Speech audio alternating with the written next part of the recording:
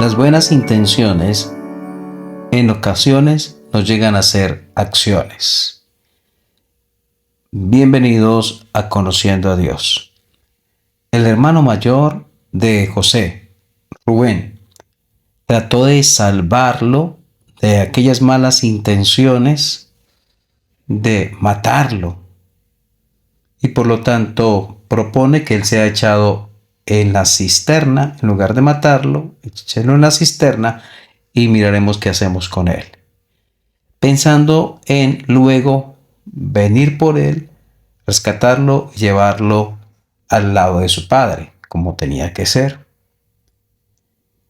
Pero mientras va y regresa, sus hermanos han vendido como si fuera un esclavo a José, su hermano. Cuando regresa Rubén y se da cuenta, en Génesis capítulo 37, versículo 29, después Rubén volvió a la cisterna y no halló a José dentro. Y rasgó sus vestidos y volvió a sus hermanos y dijo, el joven no parece, y yo, ¿a dónde iré yo? Entonces tomaron ellos la túnica de José y degollaron un cabrito de las cabras y tiñeron la túnica con la sangre y enviaron la túnica de colores y la trajeron a su padre y dijeron, esto hemos hallado, reconoce ahora si es la túnica de tu hijo o no. Y él la reconoció y dijo, la túnica de mi hijo es. Alguna mala bestia lo devoró, José ha sido despedazado. Entonces Jacob rasgó sus vestidos y puso cilicio sobre sus lomos y guardó luto por su hijo muchos días. Y se levantaron todos sus hijos y sus hijas para consolarlo, mas él no quiso recibir consuelo y dijo, descenderé enlutado a mi hijo hasta el Seol. Y lo lloró su padre. Los madianitas lo vendieron en Egipto a Potifar, oficial de Faraón, capitán de la guardia. Bueno, Rubén, hermano mayor, quería salvar de una mala situación a José, su hermano, pero no le funcionó su plan. Su plan era convencer a sus hermanos que lo echaran a la cisterna vacía que había, así lo hicieron, y regresar después, cuando ellos tal vez estuvieran descuidados o no se dieran cuenta, rescatarlo y llevarlo a su padre. Y así todo hubiera salido bien, solo que cuando regresa ya no lo encuentra, porque sus hermanos, mientras él no estaba, habían decidido venderlo como esclavo. Y se siente angustiado. ¿Qué va a hacer? ¿Cómo va a responder a su padre? Él se siente responsable como hermano mayor por su hermano, por José.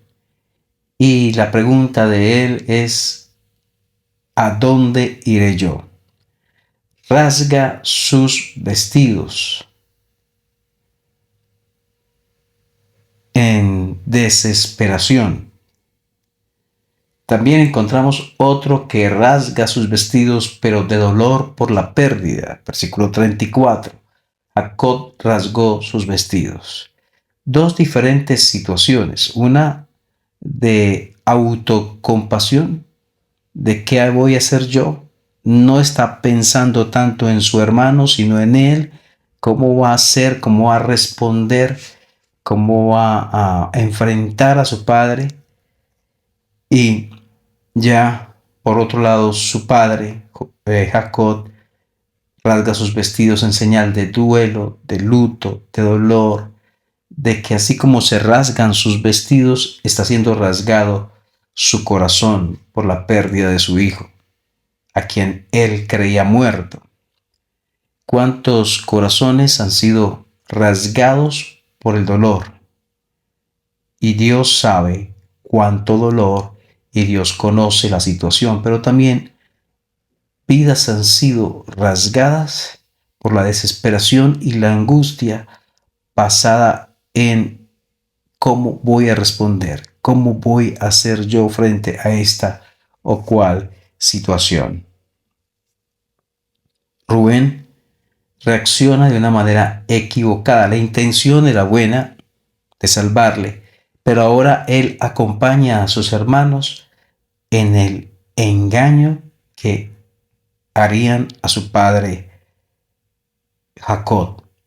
Años atrás, Jacob mismo había engañado a su padre Isaac, siendo él ciego. Isaac ciego. Jacob se presentó como su hermano Esaú. Ahora él era el engañado.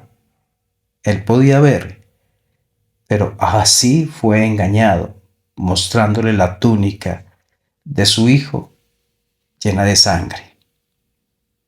El que engañó fue engañado. El que pecó de esa manera y no le importó burlarse de su padre, ahora recibía también el engaño que le causaría gran dolor, pero que sus hijos, al parecer, no sentían simpatía por ese dolor.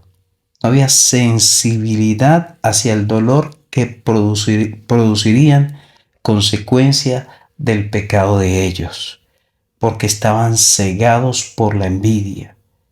Cuando estamos cegados por el pecado, perdemos de vista toda clase de sensibilidad frente al dolor que producimos con nuestras acciones, decisiones, reacciones, palabras, actitudes.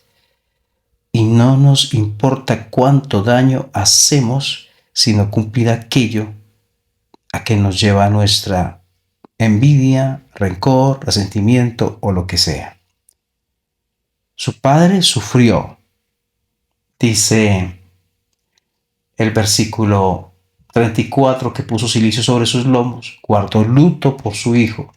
El 35 dice que sus hijas se levantaron e hijos para consolarlo, mas él no quiso recibir consuelo, él no quería nada. Su vida, en un sentido, se había acabado.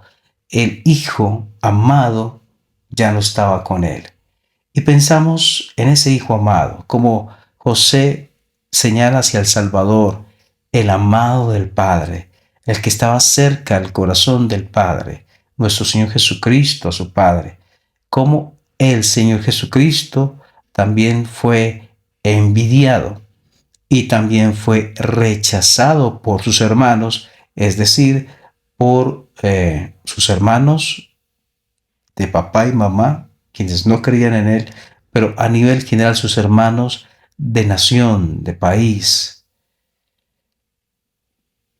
Ellos le rechazaron. Juan 1:11 dice que a los suyos vino y los suyos no le recibieron. En lugar de eso, cuando Pilato pide que se escoja a un preso, si Jesús o Barrabás, ellos dicen, fuera con este, queremos a Barrabás.